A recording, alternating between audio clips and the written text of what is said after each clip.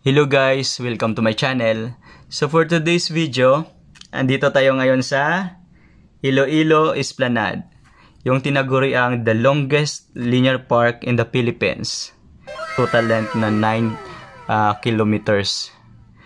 So well anyway guys, yung gagawin natin ngayon, so ililibot ko kayo, no? Itutour ko kayo sa Iloilo Esplanade. By ano lang, no, by walking. So anong tawag diyan guys, no? Hindi naman siguro moto vlog yan. So walking vlog, parang ganun guys.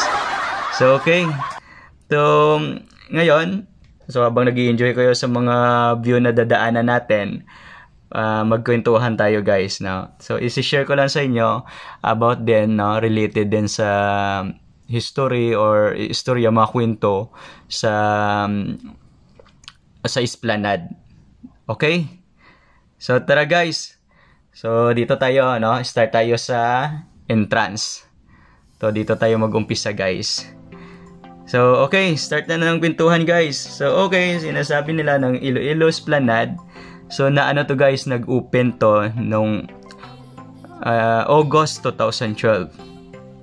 Ito yung opening guys. So siguro mga ano yan, mga 2 to 3 years na nagawa to.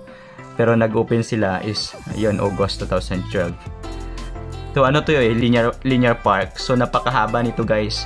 So yung total length nito is umabot ng 9 kilometers. So imagine niyo lang guys kung gaano kahaba. So okay. So pero yung ikutin natin ngayon guys, so abutin tayo siguro ng ilang oras niyan kung buuin natin. So ito lang yung ano, yung Esplanade kasi ginawa is by facing, no. So naka phase 10 na sila.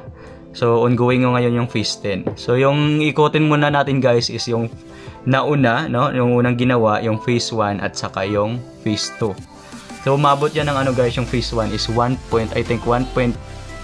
or 3 kilometers. So ano yan guys, magkasing haba sila ng phase 2. So, yun, kung 1.3 kilometers yung ano natin, yung phase 1, so yun, mga 2.6 yung iikutin natin guys. So, yun guys, abot siguro tayo, no, may nagbi-video tayo nagba-vlog tayo So, abot tayo siguro, no, walking lang, abot siguro tayo ng mga oras. Maka ano tayo, no, from point A to point B, na pinakadulo ng phase 2. So okay, start na tayo guys ng anong tawag diyan? Trivia. Trivia ng Esplanade. So yun guys, yung first step ko dito or unang apa ko dito sa Iloilo City is way back 2007, no? Yung pag-start ko ng college. So kung 2012 to na open, so yun, graduating ako noon guys sa engineering. So okay. So ayun. So yung purpose siguro, no, yung ano natin, yung purpose ng paggawa ng Esplanade na to is so ngayon nakikita na natin, no? Dati hindi pa natin ma-visualize kung ano talaga. So kasi yun nga, linear park to, no, consider as nasa gilid siya ng ano, ng river ng Iloilo, no. So kaya tinawag siyang, no, Esplanade. So yun guys, yun yung background natin. So anyway, ikwento ko lang sa inyo guys yung about sa entrance kanina, yung nasa entrance natin, yung may nakaano doon heritage statue yung nakalagay doon.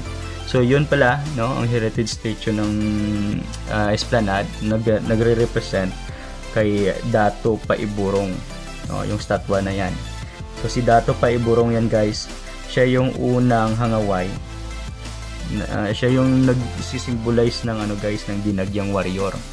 Siya yung unang hangaway na siguro nakipaglaban sa mga dayuhan. So si Dato Paiburong. So yun guys, kaya may ano tayo, may tinatawag tayo aside sa yung Santo Niño is na-represent natin sa during dinagyang. So yung sa warrior naman is yun, si Dato Paiburong. Siya yung nire-representa. Okay, na pa guys. Yun guys, yung ano, yung Esplanade may mga recreation din guys, yung boating, ayan, isa yan sa mga recreation ng Esplanade. So, magbabayad ka lang yan guys ng entrance fee, no? Tapos kung may sasakay ka dyan, ikot-ikot ka lang dyan sa river. Dyan lang naman yan guys, pero napakahaba ng river guys, kaya sulit yung ibabayad mo dyan sa boating na yan. So, ayan guys, while nagkukwentuhan tayo, just enjoy the view lang, no? Or kung kayo sa sa kwento ko or sa buses ko, kung na kayo, kung mag-aware na kayo nito, is nyo lang, i-disregard nyo na lang yung kwentuhan na to, no? Doon na lang kayo sa mga view. Ito is para to sa to mga taga-isla or sa probinsya na hindi pa nakapunta ng Esplanade or ng Iloilo City. So to guys, kumbaga parang lang to, parang trivia lang to guys, na a little background lang to ng natin, ng Esplanade. So ayan, so, yun, yung pag-tour nito is sulit naman guys, kung titingnan nyo, ang ganda ng mga view na natin, dinadaanan natin. Kahit ako nga na-amaze. Imagine guys, yung last na app ako is before pa ng pandemic. So imagine guys, yung pandemic is nag-arise is 2 years ago na, no? Ng mga 2 years na yung nakakaraan. So yun guys, 2 years na ako na bago naman, no? Yung nakakatungtong dito sa Esplanade. So ngayon guys, sulitin natin, no? While ako nagbibideo ako, ini-enjoy ko yung view din. So hopefully guys, kayo din. So okay, now proceed tayo sa gusto makinig. Proceed tayo sa kwentuhan. Tara. So ayan. Sulit naman tong guys, yung project na to. So actually yung daw. So ni-research ko talaga to yung project daw nag-cost to ng 1.1 billion. Yung total cost ng project. So yung Iloilo Esplanade. So well anyway guys, yung Iloilo Esplanade Phase 1, to yung dinaanan kanina natin, yun yung starting point, yung may pangalan na entrance. So yun yung starting point. So from yan guys, from Senador Aquino Jr. Avenue or tinatawag na Diversion Road, papunta dito sa Carpenters Road ng Mandurriao District. Yun yung Phase 1 natin. So yung Phase 2, kumbaga baliktarin mo lang yan, mula sa Carpenters Road to Diversion Road. Yun yung Phase 2. So ayun guys, sinabi ko kanina, so kung mga 1.3 kilometers yung Phase 1, to times 2 mo lang yan. So ayun, 2.6. Sige guys, enjoy lang kayo ng view guys. While ako, ibagbabatin lang ako ng kwento hanggat baka maubusan tayo ng kwento, kahaba kasi ng Esplanade baka sa dulo wala na tayong mamamaos na tayo. Sige guys, enjoy lang muna kayo ng magbabatin lang ako mamaya.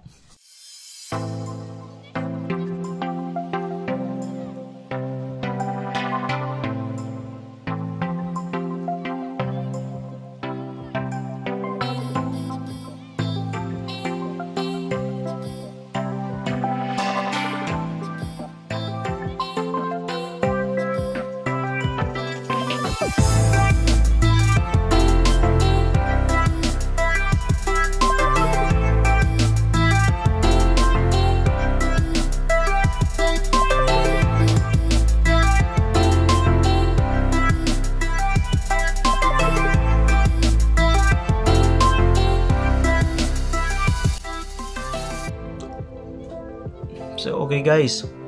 Ayan.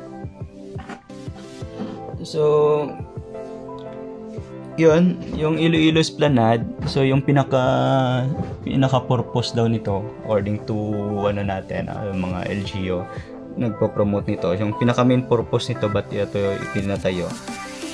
So, unang-una, so parang showcase na best showcase to guys ng city effort ng natin, mga LGU natin. So unang-una is to protect and rehabilitate yung Iloilo River.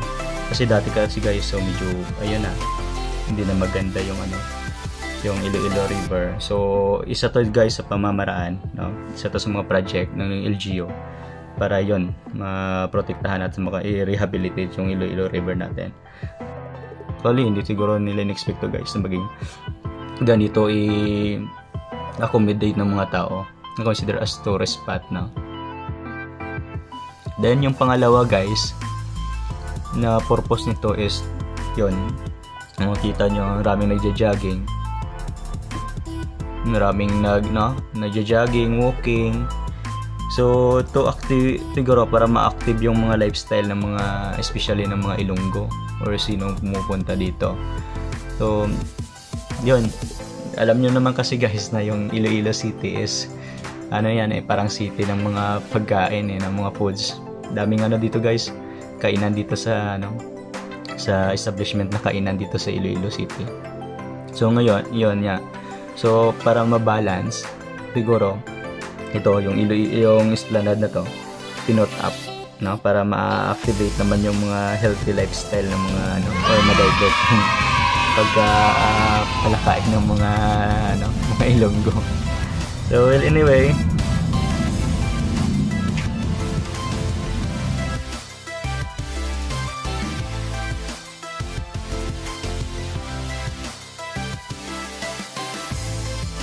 so ito nga yung mga activities na usually dito guys, ayan kikita nyo nagja-jogging. So yung tinatawag nila na hearty jogging. So pang lang, enhance lang ng heart, ng endurance. Tapos pwede ka din ditong maka-hang out with friends, family mo. Tapos may mga din dito guys, pwede kayo mag-coffee dito after jogging, coffee kayo. So, coffee, may mga coffee shop naman dito So, may mga restaurant malapit sa palibot dyan. So, ayun lang guys, tamang-tama lang. After nyo, kung umaga kayo mag-jogging, after na yung jogging, breakfast kayo. Ganun guys. So, ayun. Or mag-coffee kayo. Parang gana naman para kumbaga, ma-regain nyo yung na lost energy. So ayan guys, so madaanan natin yung Carpenter Bridge. Yan. So I don't know kung bakit tinawag to na Carpenter Bridge. Siguro from the word it's a carpintero, parang ganon. So well, anyway guys, bago ko pala makalimutan so I would like to na lang siguro i-boost up na lang yung Iloilo City. Actually, award dito yung Esplanade. So, isa sa mga award yung nakuha ng Esplanade is yung tinatawag nilang na Gantimpala Excellence Award way back 2017. Tapos yung pangalawang award niya guys, doon sa haligi ng Dangal Award, nakuha niya during 2018 naman. Siya yung nanalo guys sa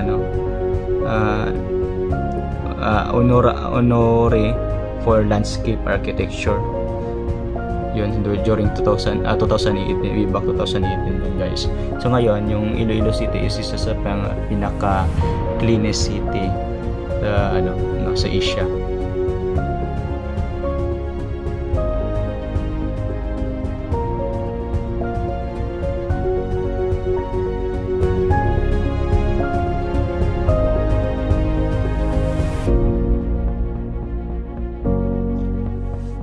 So yun na siguro yung may share ko sa inyo guys sa mga gustong interesadong pumunta dito sa Iloilo Esplanade.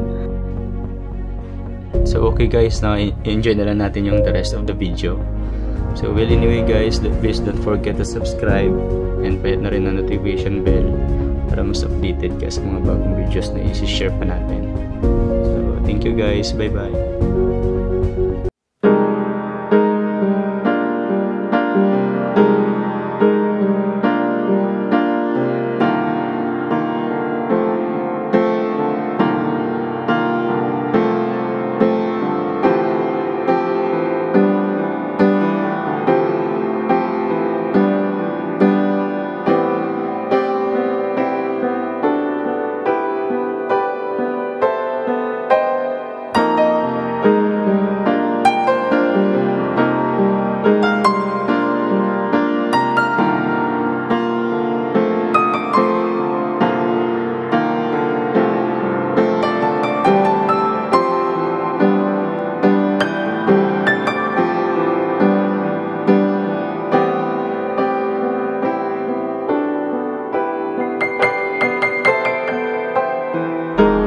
Bye!